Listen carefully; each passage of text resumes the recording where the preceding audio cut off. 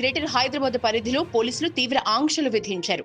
బహిరంగ ప్రదేశాలపై వాహనాలపై రంగులు చల్లకూడదని, బైక్లపై కార్లలో గుంపులుగా తిరుగుతూ శాంతి భద్రతల సమస్య సృష్టించకూడదని హైదరాబాద్, సైబరాబాద్ పోలీస్ కమిషనర్లు ఉత్తర్వులు ఇచ్చారు. హోలీ సందర్భంగా వైన్ షాపులు, మాంసం దుకాణాలు మూసివేయాలని పేర్కొన్నారు. ఈ ఆదేశాలు 14వ తేదీ నుంచి 15వ తేదీ వరకు అమల్లో ఉంటాయని పోలీసులు తెలిపారు. శాంతి భద్రతలకు విఘాతం కలిగించే, నిబంధనలు అతిక్రమించే వారిపై చట్టపరమైన చర్యలు ఉంటాయని పోలీసులు వార్నింగ్ ఇచ్చారు. అయితే పోలీసుల ఆంక్షలపై హిందూ సంఘాలు ఆందోళన వ్యక్తం చేస్తున్నాయి. ఏడాదికి ఒకసారి వచ్చే హిందూ పండుగ అయిన హోలీకి ఇన్ని ఆంక్షలు ఎందుకంటూ ప్రశ్నిస్తున్నారు.